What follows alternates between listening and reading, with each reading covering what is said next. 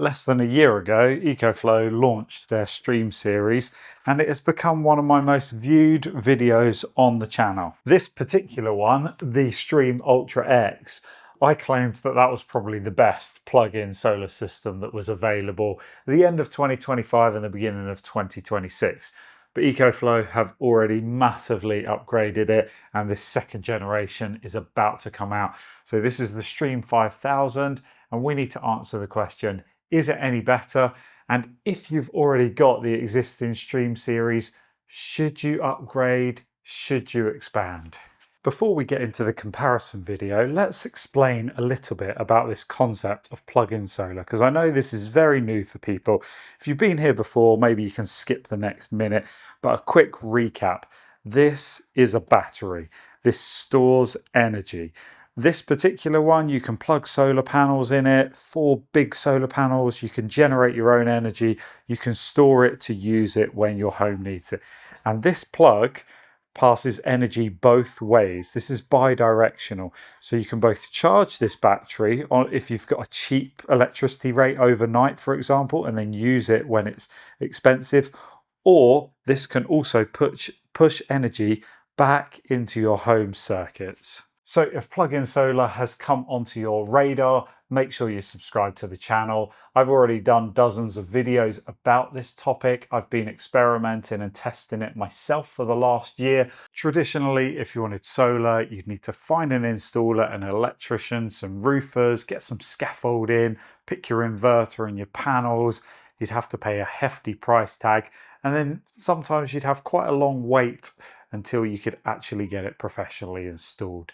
Plug-in solar turns this whole concept on its head, that anyone can go down to their local supermarket, at least across the whole of Europe at the moment, pick one of these up, plug it in at home, set some settings on an app, and away you go. Now, of course, with systems like these, that means the entry cost is so much lower for people who want to look at getting into solar, and they may be nervous, they may be apprehensive, they may not understand all of the benefits, and this just lowers the bar for entry. Now, I went to the product launch of the Stream 5000. I've covered some of those specs briefly in a previous video, so this video is going to be dedicated to comparing against the previous generation.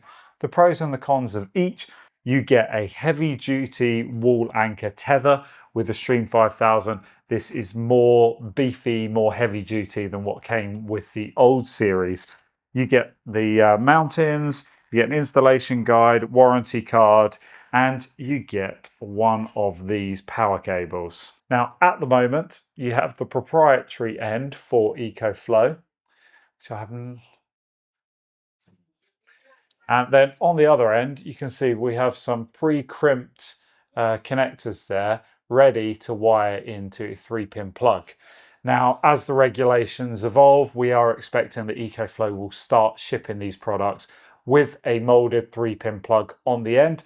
But technically right now, this should be wired into a fixed circuit, like a fuse spur, for example.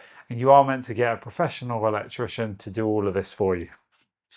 Now, the first thing I'm interested in, is this cable any longer than the previous one? Because there was a bit of feedback that people could do with a little bit more length on the cable.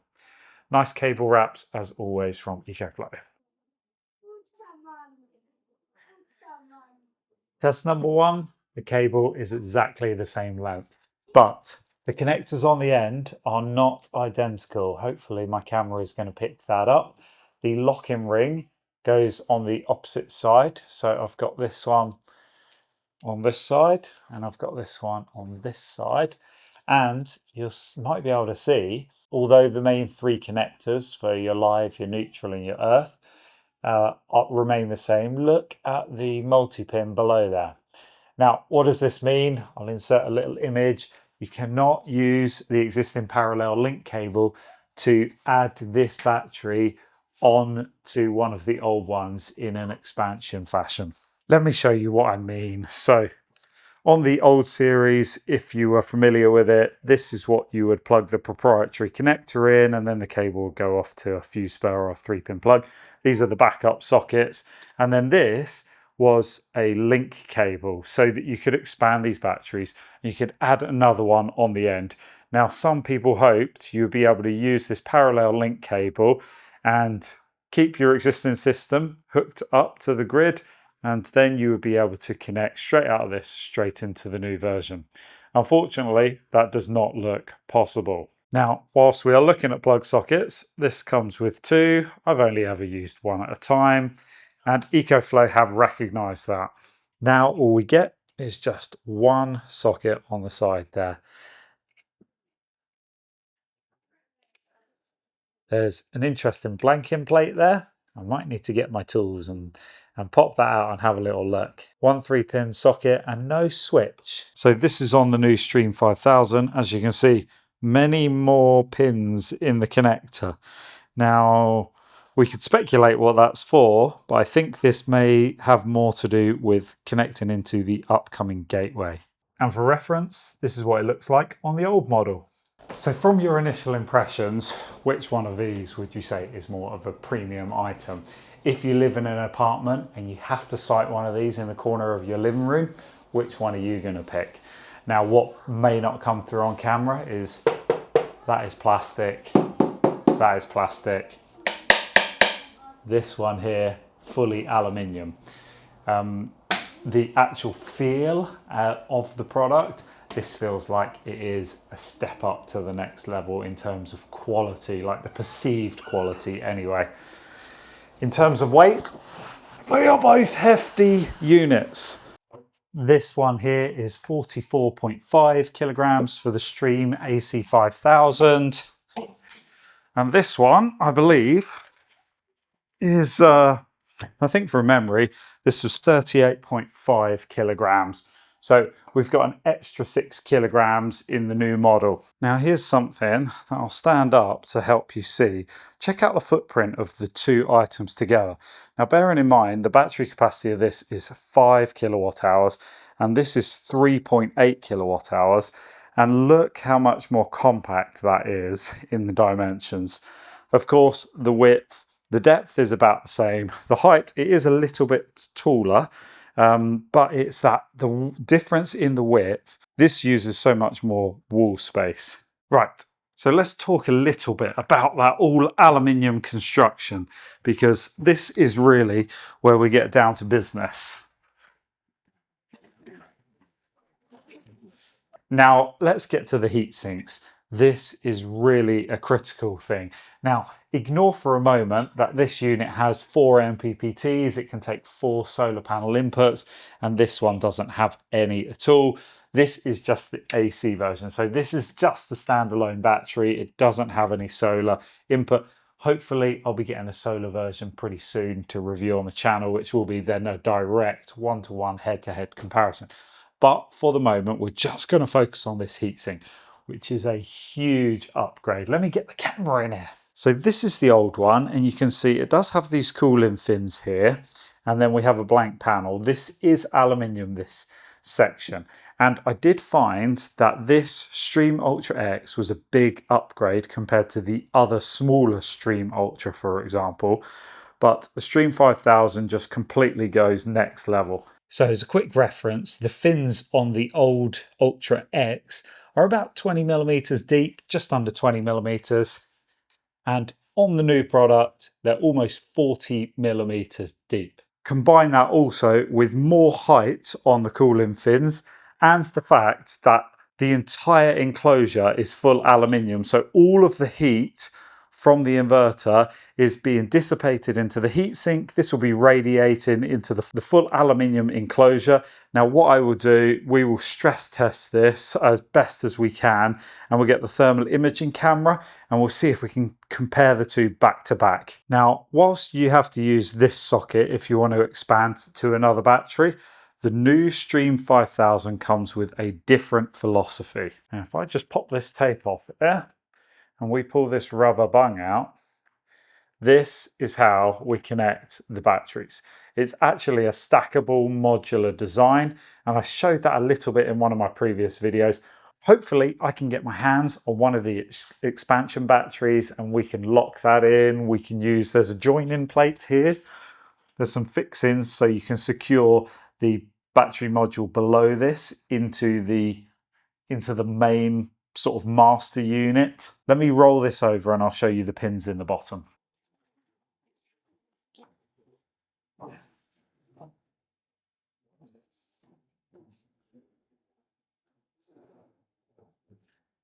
I don't know what I'm more worried about, my back, the unit, or the dining table. So this is the rubber bung that fits in there, pops in there, keeps us our nice IP rating. But as we pull that out and sit it on a battery, this is what those pins there look like. So we've got 4 main power pins, and then there's many small pins for data connection or whatever it is to communicate between the 2 batteries. Now, the previous unit, I was satisfied. I was happy with the build quality, everything from the MPPT connectors, the main AC power connectors, the AC plugs. I thought everything was satisfactory. The cables that were supplied were all good, but they've really just leveled up in all of the areas. And recognizing that the previous generation, it was a premium price tag compared to some of the budget competitors. It comes with a polished app.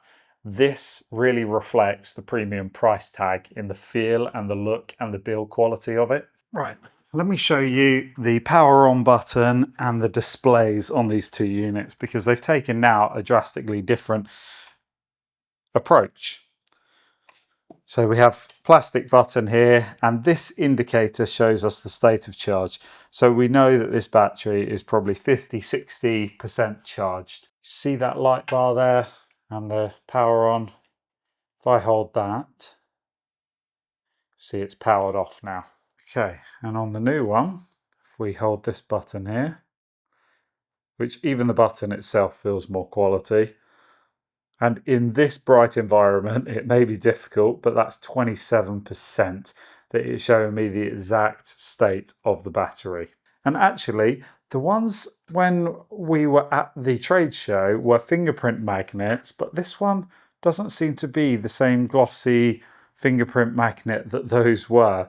This has some sort of textury, it feels like kind of brushed aluminium, even though I know it's a glass. I think that's a nice little touch, a nice little upgrade. Okay, so we talked about battery capacity, and we talked about this one being 3.8 kilowatt hours and this one being 5 kilowatt hours. That increased energy density just really helps in so many ways. Smaller footprint, but more energy capacity. It seems like we can have our cake and eat it now. Now, as I showed you, the solar input on the back of this unit, those PV inputs there, those are 500 watts each, so a total of 2000 watts on this unit. Now this one is just a battery, but when I get my hands on the full fat Stream 5000, not the AC variant, we will be able to input 5,000 watts into one of these. So instead of 500 watts per input on the old one, it will be up to 1,250 watts. So it's more than doubled. It's 250% of what it previously was. The other area that needs a little bit of consideration, this old one, the inverter inside it is a 1200 watt inverter. It's software limited to only output 800 watts into your property whilst you're using a 3-pin plug. Wherever that cable's gone. Oh, yeah. So if you're using a 3-pin plug, really 800 watts should be the limit, and regulations are evolving. Things will change by the time I release this video, and perhaps if you're watching this in 6 months' time, the actual specifics of the regulations probably will be irrelevant and will have changed dramatically. If you get a qualified electrician to install this on a dedicated circuit on a fuse spur, for example, this old unit, it could be upgraded to 1200 watts of output. This new one, however, 3000 watts. Once again, not just an iterative kind of upgrade, not just a gentle evolution, it's a complete revolution in where they're trying to go with these compact all-in-one systems. You can get any qualified electrician to just install this anywhere in your property, and you've got access to 5 kilowatt hours of battery storage, a 3 kilowatt inverter. That is something that can run the load of most people's houses. that can run an oven, a kettle, a toaster, a microwave. Not all of them simultaneously, mind, but all of your heavy appliances are well covered by 3 kilowatts. And the fantastic thing is you could start with a 3-pin plug, and you could start with this just outputting 800 watts. Once you're convinced by the concept, get an electrician in, get them to professionally install it, get that limit raised, and your hardware is capable and can evolve as either your needs evolve or your confidence in the system and your understanding of the system. There's a pathway to unlocking more potential from this product. Now, there is one thing that I was really curious about at the product launch. EcoFlow talked heavily about listening to feedback from real users and recognizing the pain points and where they could improve. That is by far the best way of R&D. Real people, not just people in the YouTube comments, but people who actually own the unit. Now, what I love is the update to the app, which perhaps warrants a video all of itself, because the upgrade is, once again, it is more than just a small iterative upgrade. There's just so many bits that we need to delve into. So I think I'm going to do a dedicated video on the upgrade that has come to the EcoFlow app for the new Stream series. So in addition to the better app, the better display, the stackable modular design, the improved cooling efficiency or effectiveness of the cooling system, they claim 46% improvement, which we can judge that from the thermal imaging. They also have tackled fire suppression and better safety management, which is welcome. I didn't have any concerns or doubts about the previous Stream series, so I don't think there's anything to worry about there. But one of the things of going from a plastic housing to an aluminium housing, one is combustible, one is not. Alongside there, this has like pressure relief valves. I'm not going to go into all of the safety matters and safety issues. It's not something that you talk about much in the comments. You don't seem to be that fussed. And I hear that although that may not be a big issue for us in the UK, German owners are tuning in to having products that are safer plugged in around their home. And some of them are willing to pay a little bit of an uplift for a more premium product with a higher safety rating. So it sounds all too good to be true, really, doesn't it? But what did they compromise to achieve so many upgrades? Well, I've already mentioned we're down to 1 plug socket instead of 2. We still don't have any word on price for this. Launch pricing will be released in about 3 weeks' time. So stay tuned to the channel. I will get you that info on the day it is public. It is a heavy old lump, but physics being physics, even with slightly better energy density, 44.5 kilograms, it is not a light unit. It is not something that you want to be moving around. It is sight it and forget it. And then what I'm intrigued about is that they are choosing this vertical orientation instead of horizontal. Let me show you what I mean. If I just shimmy this old one over here a little bit. Okay. Now this one is upright. There are some competitors that also produce 5 kilowatt hour modules like this for plug-in solar units, but they decided to go with a horizontal orientation. So, without pinching my fingers, perhaps on the camera we can see how much floor space this takes up. Now let me know in the comments what you think about this. Do you think that EcoFlow are onto something with the kind of vertical orientation and the vertical stacking? Less floor space? Have they really recognised where the true value lies, or do you prefer some of the other systems that horizontally stack more like this? Well, we only have one thing left to do for this video, and that's some actual real-world testing. And for that to happen, I need to put a plug on to these 3 cables here. I need to plug it into a socket, and we need to figure out what's what, don't we? So if plug-in solar has come onto your radar, make sure you subscribe to the channel. I've already done dozens of videos about this topic. I've been experimenting and testing it myself for the last year.